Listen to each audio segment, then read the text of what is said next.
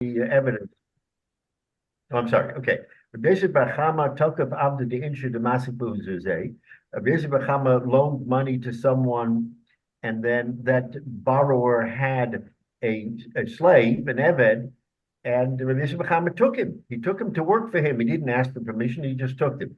So the question is whether taking that slave constitutes ribbis, because again, we're now so sensitive to the union of ribbis that when a loan is made, we look every which way, or we look like when we're shaking the lulav, all around, up and down. We look to make sure that there's nothing to suggest between that lender and borrower that there is anything that could constitute ribbis, meaning any freebie, advantage, or something which could constitute ribbis katsutza, ribbis midaraisa, because on a loan, if you give value outside of the loan, that's ribbis. So in other words, the relationship between a borrower and a lender changes the dynamic. I might be a good guy wanting to give you all kinds of presents or help you, or I'll lend you my equipment, whatever the case may be. But once you and I enter into a borrower and lender character, that all of that goes away. So you have to be very, very careful how you proceed. So in this particular case, Rabbi Bar Chama loaned money to someone, and then he took that person's eved to work for him. Okay, Amalei Rava Beret. So Rava, the son of Rabbi Bar Chama, said to his father, "My tama ovid marhachi. Why is my father doing this? Because l'chayr it's ribbis." So Rabbi Bar Chama answered him, "Anok Rav Nachman svirle. I hold like Rav Nachman. Rav Nachman, Avda Nahom Karise Lo Shave, that a slave is not worth the food, the bread that you give him to eat. In other words, he has no value. So when you feed him, you're really losing money." So Rabbi Bar Chama takes the position, based on Rav Nachman, that he was doing the borrower a favor, because the borrower has to feed him, and he doesn't really get value for him. So Rabbi Bar Chama taking him and feeding him and working him is a benefit to the borrower, and therefore it's not ribbis. It's not something that the borrower is paying to the lender, giving the lender as a sort of as an inducement for the loan. It's something that the lender is giving to the borrower, and that's not ribbis. If I loan you money and then I do something else for you, that's not ribbis, because who's benefiting? I, the lender, am the one who's subject to the ribbis issue, and here I'm giving you something. So Rav Chama told his son Rava, it's not ribbis. It's not ribbis because I'm doing him a favor. Excuse me, Rabbi. So Rava said to his father, excuse me, this is Rav Nachman. When did Rav Nachman say his view that that a servant doesn't really live up to his in other words, the servant's work doesn't live up to the sustenance he receives? Gon Dori Avde. So Rav Nachman said it specifically about a slave by the name of Dori, the Meraki Bey Koive, because Dori apparently was known to be he was a lazy guy. He didn't really do a lot of work, and he went to the bars to drink wine. So Dori really, so to speak, is not. He's a deadbeat. He's not a good servant. So in that particular case, Rav Nachman's rules applies that Dori was not worth his weight in anything. So by taking Dori, that's okay. But Avde Achwini Omar, did Rav Nachman say that generally about all slaves, that they're not worth their value in service? In other words, every other slave is not the same as Dori. Dori is an exception. So that was the kasha that Rava asked on his father. How did he justify it? Because he interpreted Rav Nachman broadly, and Rava is saying you can't interpret him broadly. You have to interpret him based on what he said. And apparently, Rav Nachman was talking about Dari. So he said you can't generalize from Dari to every other servant. So then, Omalei, so Rabbi Yisrael Chama said to his son Rava, Ona kihad Rav Daniel barav kitna Oma Rav. I hold severely. I hold like Rav Daniel bar Rav Kitna Omar Rav, that position. Why? What is that position? The Omar HaToikib Abdus of Chavera Bosem Malacha Potter. He goes out and says a blanket statement without regard to any individual that if that in a situation where the owner of the slave is not working with his slave. I mean, if he's working with him, that's another thing. But if he's not working with him, it's a stretch of time when he has no work for him. Then, if you take the slave and you work with him, then you're okay. Why are you okay? So what's the pshat? You're okay. The nichale delanistre avde, because a person who owns a slave would rather that his slave be constantly busy, so he shouldn't get in the habit of being lazy.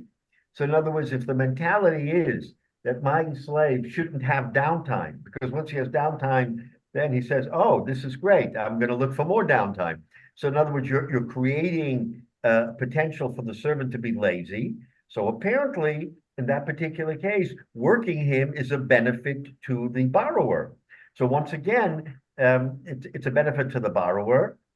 And therefore, Rabbi Chama says, I did the right thing, because if I hadn't worked him, he'd be sitting around doing nothing, and that would not be good for the borrower. So again, he justifies his taking of the slave and working with him, and it's not ribis, because he is not the beneficiary, meaning the lender. The borrower is the beneficiary. Excuse me, Rabbi. So Rabbi said back to his father,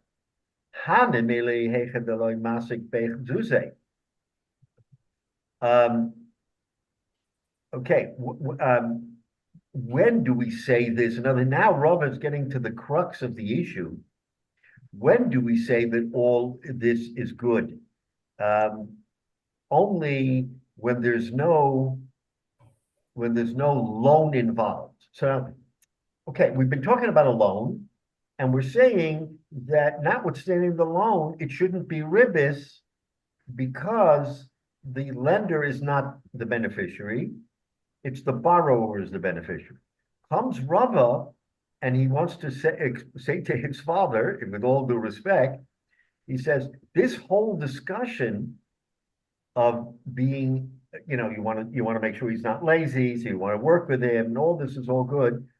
That applies in a case where I come to you, you have a slave, and you're not working him, I take him and work him. What do you mean you take him and work him? When you come to take him and work him? Why? Because I'm helping you, because the slave shouldn't be lazy. So Rav is saying that's shot in that circumstance in a general sense. When there is no monetary, in other words, there is no loan, there is no monetary condition involved, that's when that halacha applies. Mark, given the masik bezuze, karibis. So, but in your circumstance, again, it may not be ribis, but it looks like ribis. Mechsi karibis. In other words, you shouldn't do it because it appears to be ribis. Now, in reality, we just said it's not ribis because it's going the wrong way. It's going from the malva to the love, not to the love to the malva. So once it goes to the love, then you can't say ribis in the loan.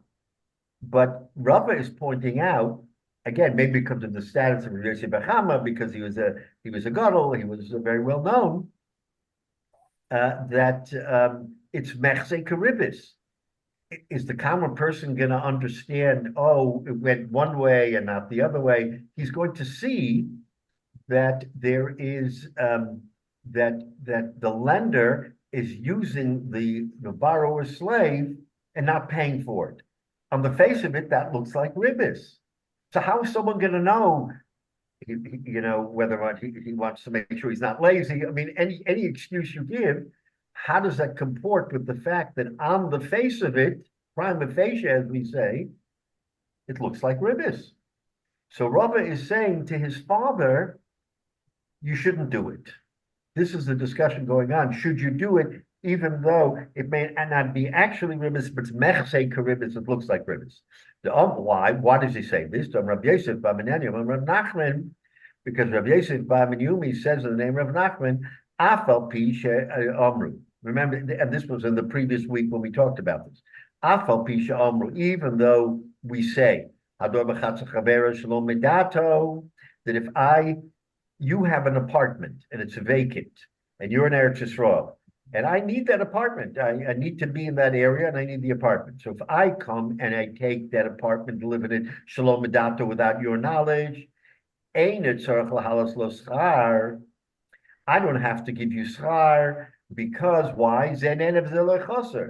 He's away. He clearly has no use for the apartment. I need the apartment. So between two Jews, there should be an understanding that you should infer that you would allow me to use it because there's no loss to you. We're not talking about whether there is a loss in the value because you're using it. In other words, the actual use of it can deteriorate the property. We're not talking about that. We're just talking about simply someone coming into the place, having a bed, putting his head down so that he could be, let's say he was going to a simcha and the apartment happened to be there. He wanted to be close to the simcha, so he went and put himself there and the other guy didn't know. Zen and of the lochosa.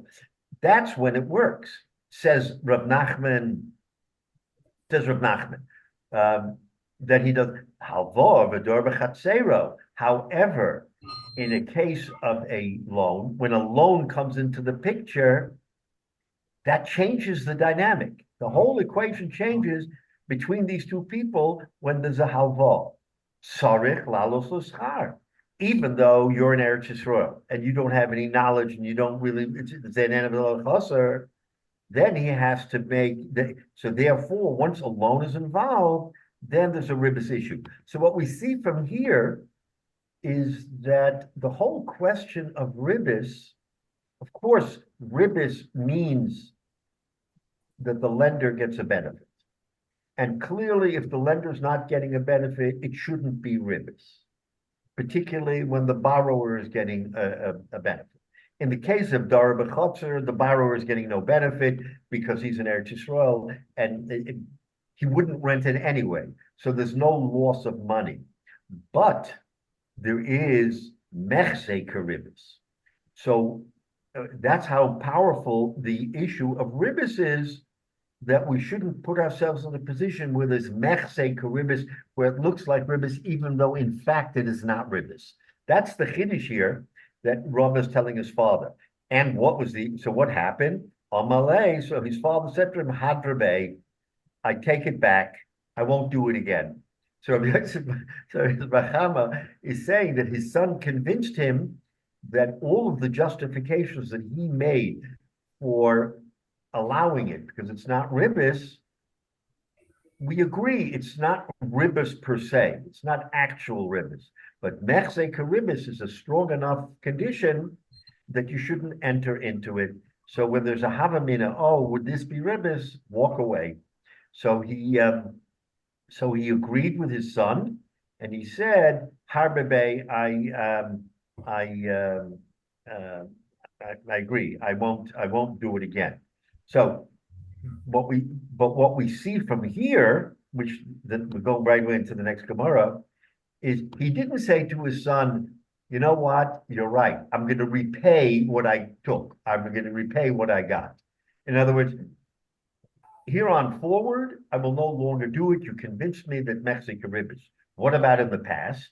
What about what I did? Is that something that I should give restitution or make up or do something? Because, I mean, if it's Mexico ribis, then it puts me squarely in the line of fire that I did it.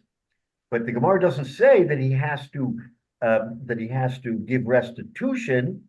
Only the Gemara says that he was willing to say, you're right, my son, and I will no longer do it. So that's the Mexico ribis is very, very crucial. So So who what I would he said at give, the who would he outset, give the money to?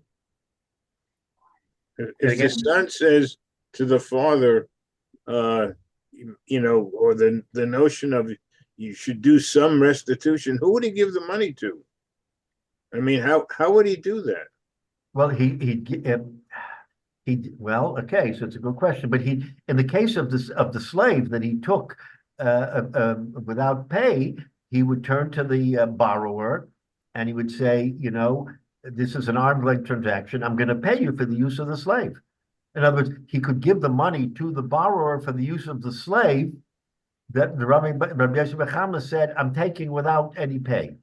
So there is a way of giving restitution, but the Gemara doesn't say he has to. So, I mean, if he doesn't resolve the apartment, issue, what do you do about the apartment? The apartment, you're going to give it back to the... He'll leave $10 on the table. Or when the guy come back from Eretz Yisrael, he said, I used your apartment. I didn't mean to do it for free, but you weren't here. Here's whatever the rate of the rental is, I'm giving you the money. So there is a way of making restitution by, being upfront and saying that what I did for free shouldn't have been free. Okay. So, but the Gemara doesn't say you have to do that. The Gemara only says that Rabbi Hyatt said, I won't do it again. But the point here is, and this is something all of us need to understand, is that, we have good feeling relations with a lot of people. We're very good with them. Everything is fine and good. Once you enter into a lender-borrower relationship, that changes the whole equation, which is why I would recommend, I think the recommendation is that it go through a middleman. Just like we say tzedakah, beseser is the best form of tzedakah, where I'm not giving it to you, I'm giving it to the rabbi or the gabbai. If there's going to be a loan, put your money into the pot and say to the gabbai, someone needs money, and you and I and three other people could put money in the pot. So when the loan happens, you don't know if it's from me or from you, Jay, or from a third or fourth or fifth guy. Therefore, that relationship of borrower-lender will be sort of removed from the light, where one can say, okay, you and I can no longer do anything for each other because we're in a borrower. And that's what Rabbi said, Rabbi Yosef Bar Menyumi Amar Rav Nachman says. Everything is good and fine when you're not in a borrower-lender relationship. But once you're in a borrower-lender relationship, all bets are off.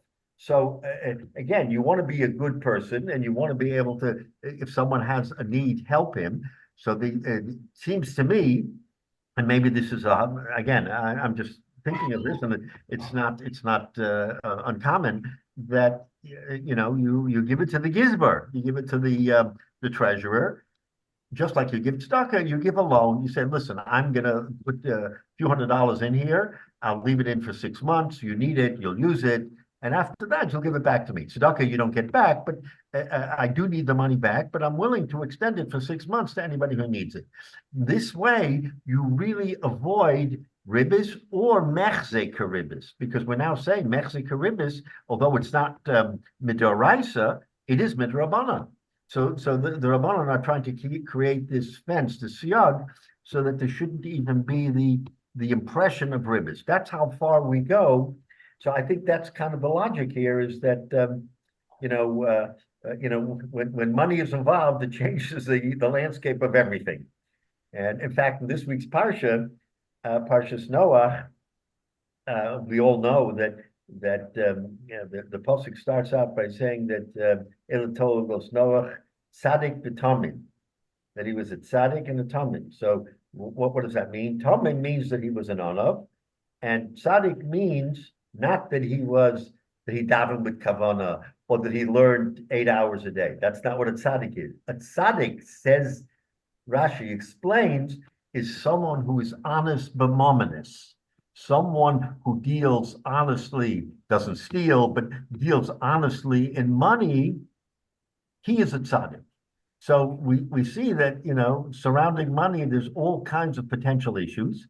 And therefore, a person has to be sort of super careful that he should not be sort of looked at as someone who's taking advantage or even stealing, but even not stealing, taking advantage of money. It's a very, very difficult place to be because money seems to be the fuel for the fire. So in any event, that's how the Gemara wants to conclude, is that he was masking to his son Rava, that I don't even want to give the appearance of ribis, and therefore I won't do it again. Very interesting Gemara. But I said at the end that he didn't give the money back. Okay, and he didn't have to give the money back. So what is the issue generally and specifically with this Gemara about giving money back? In other words, is there a chiyuv? Is there not a chiyuv? How do you do it? What do you do? So this Gemara, while not directly answering that question, talks about that issue. So in other words, I lend you money, and there's ribis involved, and I want to make a payback, or the bezdin. Remember, we're saying that according to Rabbi Eliezer, you can do tshuva for ribis, and therefore you can give the money back. That's how you give the bezdin says you give the money back. So the Gemara is going to discuss now how do you do that? Omar Abaya, very interesting case. Abaya says, Haman the Masik Zuza de Rebusa Bechabre. I lent you money, and I asked for a return greater than my loan. So that's ribis. Now, so what happens here? Haiman the Masik Zuza de Ribse Bechavero, a person who lent his money, is a person of ribis, and it came time for the borrower to make to repay.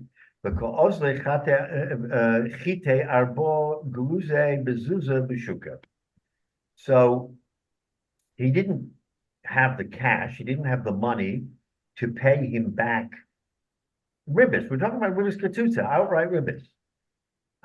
He didn't have the money, so he said, I have a field, that has wheat, and I'm going to pay you in the wheat, and what I'm going to pay you is the going rate of arba gerize 4 grizim, which is the measure 4 grizim bezuzim, for a zuz, which is the market rate b'shuk. All right, that's what I'm going to give you, and depending on the number of zuz that I have to pay you, that's how much I'm going to give you in grain. Now, what happened in that case? So it's 4-to-1, 4 grize for one zuz. Yovle iu chamisha. Instead of giving him 4, the borrower gave the lender 5 grize per zuz. So instead of giving him 4-to-1, let's say for 10 zuz is 40, he gave him 5 per zuz, and it's 50. So whatever the measure is, he gave him 50 measures rather than 40 measures. He overpaid him, right? We'll see why he overpaid him. And that was it. Now the bezdin can recover. Ki mafkini mine.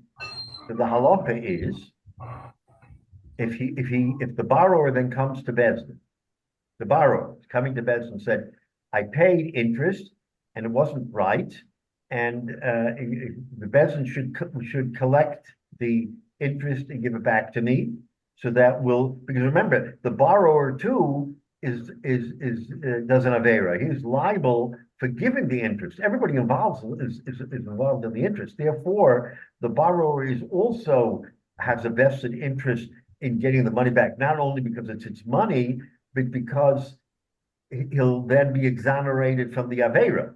So there's a double interest. So ki mafkida mine. So bezdin now goes to the lender and says, we're collecting the ribis that you took from the borrower. So says Abaya, in that particular case, ki mafkini mine, when the bezdin comes to collect, arbo mafkini mine, they collect 4 grizim for every zuz. Now, the borrower gave him 5. He gave him 5. But the deal was for 4. In other words, maybe he, out of the goodness of his heart, he said, I'll give you an extra grease. But the deal was the interest, the actual ribis is 4 per zuz. Says Abaya, the halacha is we only take arba per zuz, 4 grisen per zuz, because that was the agreed upon amount. That's what they agreed upon, notwithstanding that he gave him 5. So Abaya says that how do we look at that extra grease? He gave him he gave him a discount. He did a favor, whatever the reason, but it wasn't part of the transaction. The transaction was clearly 4 per zuz, and he gave him 5. Therefore, says Abaya, you can only collect 4, which in a way makes sense because when you look at the actual deal, if I want to give you a zuz for whatever reason, it may be connected to the loan, it may not be connected to the loan. I can do that. And Abaya is hanging his hat on the fact that extra amount is outside the confines of the loan, and therefore you can't collect on it. Rava Amar, Rava comes and says, no, that's not the case. If the Bezdin is going to exact a payment from the Malva to the Loveh, then you have to collect 5, not 4, meaning the entire 5 that he gave him, 4 plus the 1, you collect the whole thing. Why? Because in the law we have a saying that if something is from the fruit of the poisonous tree, it's poison. In other words, you started out, you did something improper, and therefore you then capitalized on that improper action and you received benefit. So the law is you can receive no benefit from something you did improperly. That's the general rule in criminal or even in civil. If you do something improper, then the government can collect not just the amount that was, let's say, was taken, but any benefit from that amount. That's the general rule. That's what Rava is saying. Rava is saying, I don't mind if a person gives someone else a favor. Here's some extra wheat. You go ahead, enjoy it, whatever. But again, it has to be outside of the confines of the loan. Now, this is not the same as in the previous discussion where we said that, and we've been saying before by Rav Nachman, is that once you and I engage in a lender-borrower relationship, then anything is potentially suspect. Even though we're friends, and I would give you my apartment for free 11 days a week. I mean, why shouldn't I? You're a friend, I give it to you. But once it's under the color of a halvah, that changes our relationship. It absolutely changes, which is why I said that, again, that's why you don't make it's hard to deal with someone with a loan. It's hard for another reason, and that's a practical reason, is because if I lend you money, it puts me in a position where if you're not paying me on time, I have to go after you collect. And that induces bad relationships, because now I have something on you, and now all of a sudden I have to bother you. I have to go after you. So it's not a good situation. But in this particular case, says Rava, that you want to do him a favor, do it on your own time, as they say. But if you're doing it because you gave him the halvah, because he gave you the halvah, then everything connected to that is now suspect. So Rava takes a much more stern position than Abaya. Abaya is able to separate the 4 zuz, the 4 agrees from the 5th. And he's saying the deal was 4, that's all you got to pay. But according to Rava, no, you have to pay everything because the Mikora B'Torah Rivsa Asali Yodeh, since it came, the only reason why I gave him 5 is because it was part of the loan. So instead of giving him 4, he gave him 5. So therefore, the entire 5 have to be returned. So again, so Rava is being much more machmir in this particular case because he feels that there should be no stone unturned to clear what looks like ribbis. And again, is it ribbis or is it not? So that's the machlokes. But the appearance of ribbis is there. There's no question about that the appearance is ribbis is there, because if someone is knowledgeable of the transaction and he knows that the borrower gave him 5 instead of 4, then he's going to say, oh, wow, the ribbis was 5. It may not have been 5 because it was an agreement on 4, but he doesn't know that. All he sees is he's giving him the equivalent of 5 grise for every zuz. So that's what he understands to be the ribbis. So not paying him the 5, says Rava, does not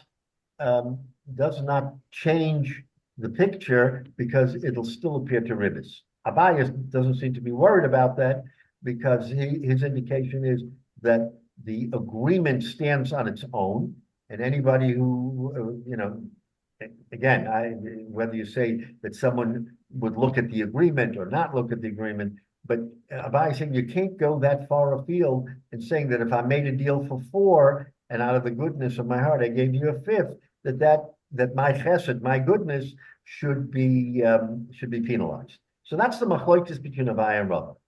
Okay, so generally speaking, we see that going back to what we said before, that Rabbi Bachama said to his son, "I won't do it again," but he didn't go so far because Bezdin didn't come to him. Bezdin didn't come and say you got to repay. So the question is, of his own volition, should he have been repaid? And you can argue that that's that's something that is the Hasidah Olam should do. In other words, there are people who once they find out that something they did is wrong, they'll try to go back and repair what they did in previous instances. And that's a very good trait. Apparently, Rabbi Bachama did not feel that was something that he needed to do because he still believed that there was again, he hung his hat on a view which Rava, his son, tried to distinguish. And he agreed with his son that, okay, I hear your point and I won't do it again. But so far as going ahead and collecting back the back money, he didn't. But here we see from this Gemara that, and again, there has to be a claim in Bezdin. The borrower can't just say to the lender, "You owe me this money," because obviously that's not going to work. He's got to go to Bezdin and plead his case, and Bezdin will say, "Yes, this is improper money. It's ribbis," and therefore the Bezdin will go and collect the money, not the borrower. The borrower doesn't do that. The borrower, he brings the case, but then he has to stand aside and let the Bezdin make the decision and let the Bezdin pursue the recovery. So that's the machlokes Abaye and Rava as to how much you have to return. Okay.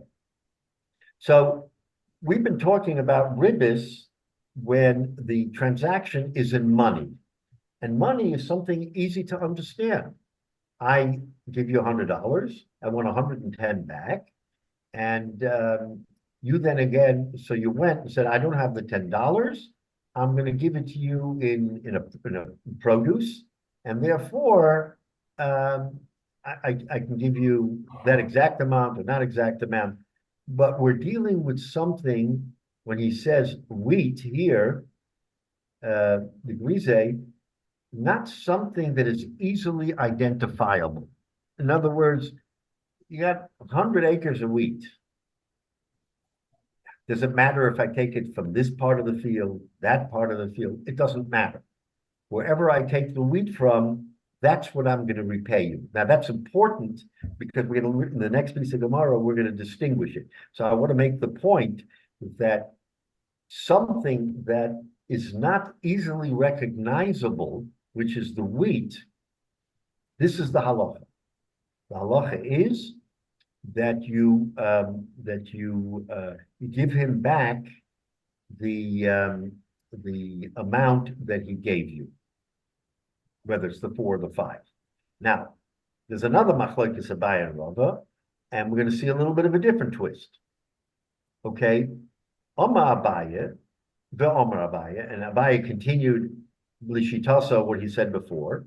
Hi, man, the masik arbezuze, the ripsa mechavero. Excuse me, Rabbi. Yeah.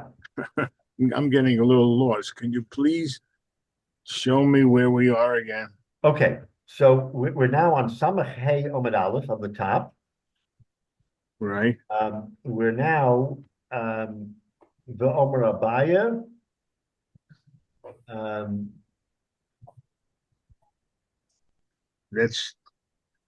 That's 2, 4, 6, 8, 10, about 20 lines down. 15 lines. I think it's about 14 lines. I think. Say it again. It's about it's about 15 lines from the top on Samach Hey Omid Aleph. The first words are the Omer Abaye. Omer Abaye. The Omer Abaye. Hi. Right? The Omer, okay. Hi, man. Right? The Omer Abaye. Yeah. So in other words, Abaye and Rava had one machlokes. Yeah. With regard to the repayment of the interest in a form like wheat. And now there's going to be another machlokes in a different sort of venue. What's the machlokes? V'amar Abaye, hi man the masik arbezuze deripsim mechavero. If let's say that I lent you money and I want 4 zuz for interest, so you have to pay me an extra 4, which is clearly ribis. Yov like glima. Now, he didn't give him wheat. He gave him a garment. He didn't have the money, so he gave him a jacket. And the jacket is worth 4 zuz. Let's say the jacket is worth 4 zuz. So he says, here's the jacket. It's still ribis, no question, but I'm giving you a jacket instead of the money. Ki mafkinen mine. So now the borrower says, wait a minute, this isn't kosher. I'm going to the bezin. I want to undo it because I don't want to be chayiv and ribis. So when the bezdin comes to take back from the lender, what do? So Baya says, "Arbo mafkinin mine." We can only take 4 zuz from the lender. Galima lo mafkinin be, but we can't take the jacket. So this is a little bit different than the Gemara before. Because in the Gemara before, we said that when he lent him 4, and he could only repay him in wheat, that when the Besdin comes, they take 4 measures of wheat, specifically arba mafkinim, meaning 4 measures of wheat, and not 5 according to Rava. But they're taking the wheat back. They're taking the wheat back. Okay. Now, here we're talking about a jacket. A jacket and wheat are 2 different commodities. Why? That's why I pointed out wheat is something that you have a field of wheat. What difference is if this wheat versus that wheat versus that wheat? In other words, all the wheat gets blended into one field. So you're not really identifying a specific wheat that everybody will say, oh, it's that wheat. Why is that important? Because here, the machlokes is by a galima, it's an object that is clearly identifiable.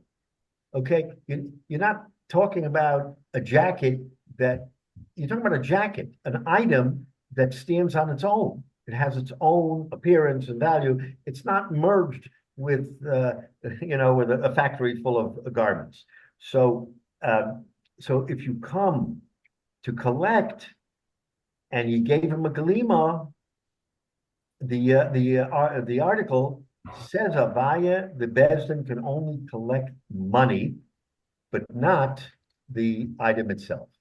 Okay, we're going to understand the machlokes in a minute. But Rava Omar and Rava says no. Galima mafkina mine, that we actually take the galima, the jacket, back from him, not just not the money, but the galima. Why? My tama. What's the reason? Why does he differ from Abaye? So here's an important point. Ki heiche de lo limre.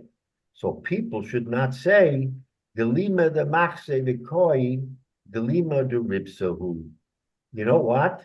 The jacket, the Malva was Reuben. The jacket that Reuben's wearing on the street is really ill-gotten gains from ribbis. So an important point is made here. We don't say that by the wheat, because the wheat, again, the wheat is not identifiable. Wheat is wheat is wheat. But when he's wearing a jacket, and the jacket is clearly, one of a kind, five of a kind, doesn't matter. So Rava says, you know what? And again, Rava's the machmir. Rava's a machmir. Rava's saying, yeah, maybe technically it's not a problem.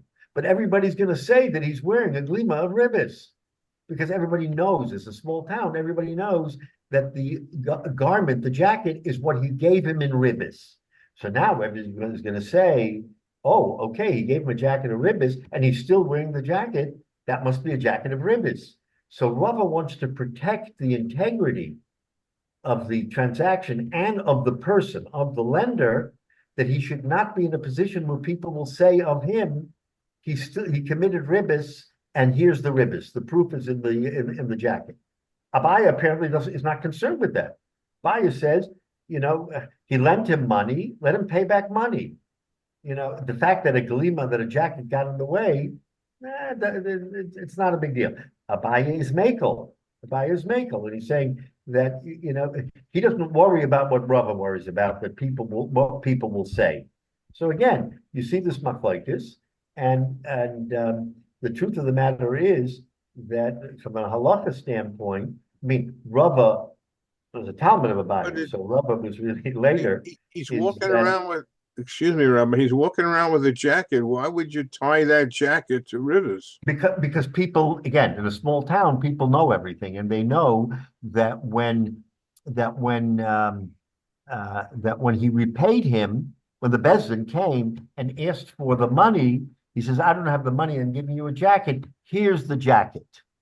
But that conversation wasn't. In other words, the borrower is giving the lender. How do we know that there wasn't something else going? It was $80 of wheat. Here, take this jacket, the $100. How do we know there wasn't another $20 that changed hands or something else that? Menashe, you're 100% right, and that's what mechse karibis means. That you and I know, because we happen to intimately know the deal, that everything is kosher. But from the outside, everybody knew that jacket was ribbis, that jacket was ribbis, because he repaid him in a jacket. So because he repaid him in a jacket, he should give back the jacket. Abaya is not makbid that he should give back the jacket. But why do we assume everybody knows everything? Yeah. And look, this is what he had on hand. So he says, the jacket's worth $100. What do we want? We cut off a sleeve and then it's only worth $80? No, then it's worth nothing. So, we'll work it out, and I'll owe you $20. We're a small town here in Camp Mill. In effect, if I see somebody else with a jacket or another car, so let's say I don't know. Mill, I lend you $100, and I charge you $10 of interest, and people know that you go to Bezdin and say, Bezdin, it was wrong of me to pay, please collect. Bezdin goes and collects. Now, it turns out that you didn't have $10 to give me, but you had a nice sports jacket that you said you offered me. So you said, Tuvia, take my sports jacket. That's in lieu of $10, and I'm happy to take the sports jacket. But he could have said, everybody knows what's going on. Everybody knows. Could have said, borrow the jacket until you get the money, the $10, whatever. Okay. Again, that could be a teretz if you say, okay, it's a placeholder till I get the money. But in this particular case, it wasn't a placeholder. He said, I don't have the money, but I have a jacket and I owe you this money. Here's what you lent me, and here's the payback for the loan, and it's a jacket. But it's more likely that conjure up. You're right, Jay. You can conjure up. It's more likely that scenarios. But it's more likely he says, all right, use a jacket, you'll get the money, because people are continuously working. People always have money coming in. No. You're creating right. a If case that's here what you that's said, so no, theoretical. you're right. If that's the deal, here, this is my mashkin. This is take this. I'll get the money and you'll give it back to me. Okay, that's a different scenario, and that scenario, the chayra would work, but that's not what the Gemara is saying. The Gemara is not saying in your case that it was a temporary. The Gemara is saying it's a permanent. I don't have the money. Take the jacket. Go home. You're right, Jay, that if it becomes a temporary hold until I get the money, then you can squirm out of that issue. But when he says, take the jacket, that's it. I have no money. Take the jacket. And he takes the jacket, then that's the ribbis. So the ribbis is the jacket. Abaya says, it's okay. Pay him the cash and it's fine. You don't have to return the jacket. Rava, who's a machmir, and again, this is all Marasayan, Mexico ribbis. Rava saying, no, don't just rest on that position that it's enough to return the money. This is a glima shel ribbis. This is a jacket that is tainted with ribbis, and everybody will know it's ribbis. So even if he repays him the $10 that was the amount of the underlying ribbis, the jacket will forever be known in Kent Mill as the jacket that you paid me for ribbis. And that's pshat the Mexican ribbis. The whole appearance of ribbis is a situation where I repaid you. There's no longer ribbis, but the after effect of the repayment leaves sort of a bad taste. Now, again, to distinguish from the wheat, where no one can say, "Oh, that's the wheat of ribbis," because wheat is you got hundreds of acres of wheat. How do I know which wheat is ribbis? What? But a galima is a specific item. And it could be any item. I'm not. The Gemara gives an example of a glima. Let's say I gave you a wheelbarrow, or I gave you a lawnmower. Whatever I gave you, that's a clearly identifiable object, and so you shouldn't do it. So again, we see where the machlokes Abaya is consistent with his view, and Rava, who's more machmir, is consistent with his view. They changed the clock in Israel. Good afternoon, Stuart. Hi. I just realized it. They changed the clock last night. Oh, they changed the clock. That's right. They changed the clock. My wife mentioned to me that they changed the clock, that it'll be 6 hours until next week when it's 7 again. Right. Okay. Welcome, Stuart. But You're almost done. A few minutes at the end of a tutorial, but so we want to finish to get to the next Mishnah. So now that's the second scenario. A third scenario, this is not a machlokes Abaye and Rava, but this is just Rava's view. It's another twist. I lend you $100. And you pledge to pay me $10 in interest. So now I come to you and I say, oh, you're giving me the $100. I'm not going to take $10. I'm going to take $8. So all of a sudden, he's taking less than the amount of ribbis that was agreed upon. That's a whole different scenario. In other words, here the lender is saying, I don't want to take all of your money. We agreed to 10, I'm going to take 8. So that's what this Gemara is. Omar Rava, Haman Damasik traces Zuza de Ripse Bechabre. So there was an agreement between the lender and the borrower that he would give him 12 zuz of ribbis, of interest. He would give him 12 zuz. Now, the lender needed, again, circumstance we had in the past. He needed lodging, and the borrower owned an apartment.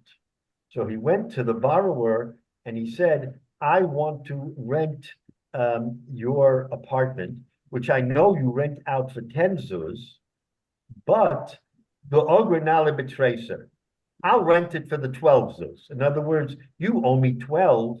If I rent it for 10, you owe me 2. Forget about it. I'm going to rent it for 10 and I give you the whole 12.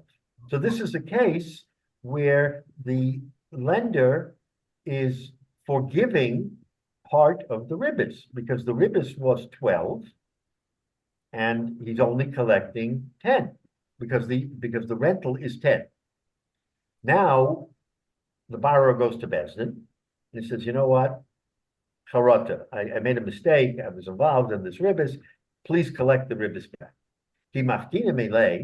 So when the Bezdin comes to the Malveh and says, you've got to repay him, what do you think they're going to ask for?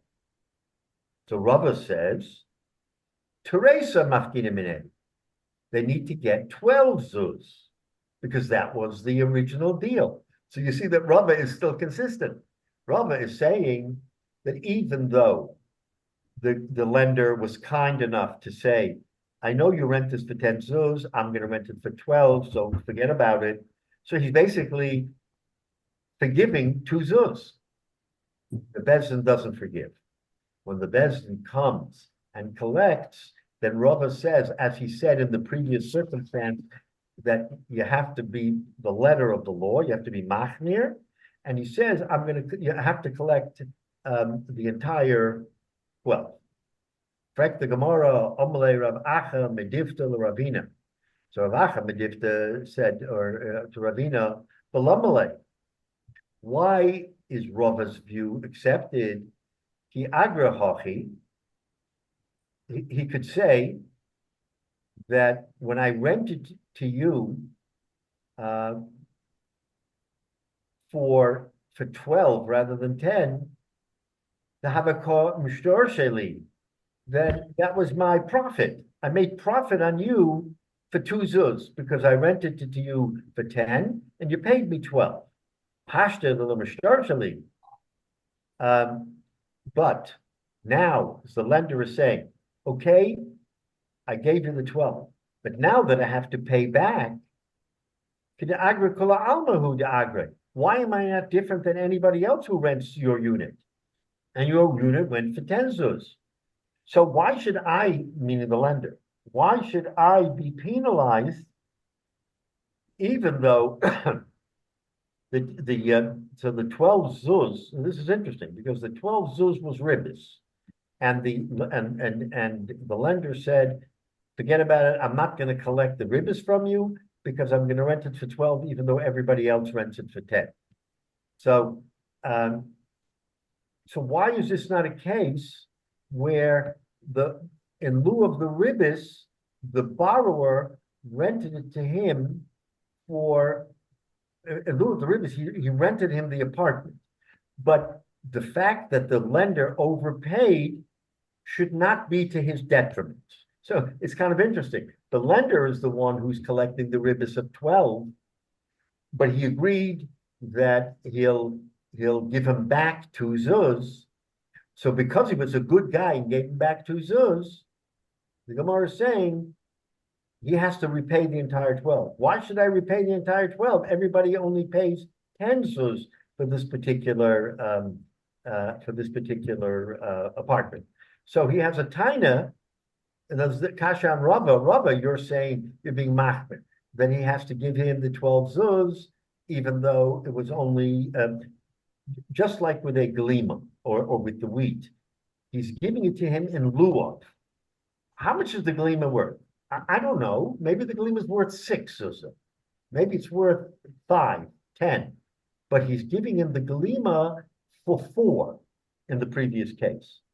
So draw that parallel. If he's giving him the glima for 4, and we say that wipes out the ribbis, then when he's renting it to him for 10, the chayra, that should wipe out the ribbis. The fact that the ribbis, underlying ribbis was 12, should now not be relevant because he gave him the apartment. Now, the lender threw in the extra 2. He said, that's fine, keep it. But if you're going to come to collect for me what would be the amount that everybody else pays. But that 2 should be mine. It shouldn't be considered ribbis, because just like with the glima, it's not ribbis. If I return the glima, that's good enough. That's considered 4, even if it's worth more, whatever. So in this particular case, the same should apply. So I don't want to agree that I paid you 12 because I was a nice guy. Everybody rents it for 10. So that's the kasha on Rava. Rava wants to be machmer like in all the other cases. And the discussion between Rav Medifta and Ravina asks the kasha, why should he repay him that full amount? He should pay him only what the going rate was for that rental. Answers the Gemara, Mishum de Omale, he has to pay him the entire amount. Why? Because Sovart v'kabalt. So this is an interesting rule. You Savart, you thought about it and you accepted it. So in other words, we're saying that not that he was forgiving him the 2 zuz. He says it's worth it to me for 12. I don't care. Everybody else pays 10. I'm willing to pay 12. I need it this weekend. You're willing to lend it to me. I'm going to pay 12. So the Gemara is being mechadish here that what Rava is really saying is that when a person enters into an agreement, even if there are sort of in ribis, even if there are changed circumstance in the ribis, and the malve is willing to take less than what he borrowed, what he agreed to, we don't allow it. Because he entered into that deal for 12, doesn't matter whether the market rate was 10 or 11 or 9, he entered into the 12. For him, it was worth it for 12. So when the Besdin comes and says we have to collect the ribis, he can't taina now, wait a minute, why am I paying you, why do I pay 12? Everybody else pays 10. Because that's no longer relevant. What everybody else pays is no longer relevant because he, the malveh, entered into a transaction with the loveh for 12 zuz. We're not going to say, oh, he gave it to him because he wanted to forgive him. He was a good guy. No, he was willing to pay 12 zuz for this rental. So we don't look at anything else. So that's Rava's theory. Again, Rava is machmer. In every case that we've seen, Rava is machmer. In this particular case, there isn't an Abaya Rava, but Rava makes a statement, and the Gemara L'chaira says, why should that be right? Everybody else pays 10. He should pay 10. Why should he pay 12? The teretz is because he entered in good faith. I mean, Ribbis isn't good faith, but he entered into an agreement. You owe me 12 zuzeh. I want this unit. So even though the unit rents for less, I'm willing to pay 12. So therefore, when it comes to collect, you collect the 12. So again, we see a consistency here that when it comes to Ribbis, and again, the halacha would be like Rava, again, in this machlokes, because, again, the halacha clarifies that that's what it is, that Ribbis is of such concern to us that we do not want there to be a trace of Ribbis left over, even if it isn't actual Ribbis, it's mechsek Ribbis, even though it appears to Ribbis, no one should get the impression, oh, I can make a deal like that, and then walk away with a couple of zuz. So what? Who's going to care? So the Gemara says no. Rava's position is clear: is that in every case where you can clarify and return the full amount of the ribbis, you have to do that, and you can't cut corners. And again, that's the halacha. So we see that today, when we enter into a deal. Again, we don't want to make ribbis, we have anti-iska, but if it should fall into a situation where there's ribbis, you got to clean it up. You got to clean it up so there's no vestige of ribbis, even if it's Mexican ribbis. It's not an Issa Deraisa, but it's an Issa Derabanan, and we don't take Issa Derabanan lightly. I mean, it's not a Deraisa, but even a Derabanan, you have to be careful and not leave over sort of a crumb of ribbis that a person should be liable. So again, an interesting Gemara. So I don't think we learned this last week, did we? I think we learned it the week before, but I don't remember it exactly. No, I don't think we learned it. So we're now up to the Mishnah in Samachayim and Aleph in the middle of the page. We're now stopping at that Mishnah. So next week we can continue from that Mishnah. And that's a whole, now, again, the Gemara is giving us many different views of ribbis. whether it's straight ribbis or ribbis this way or ribbis that way, it's fascinating that there are so many nuances to ribbis that one can be over. So lessons learned. Write that heter iska so you don't have a situation where there's ribbis at all, or take the advice of don't be a direct lender. Be a nice guy, lend money, but lend it through a gizbar so that there should be no relationship. So that if you give me something of value, there's no chashash that it's ribbis.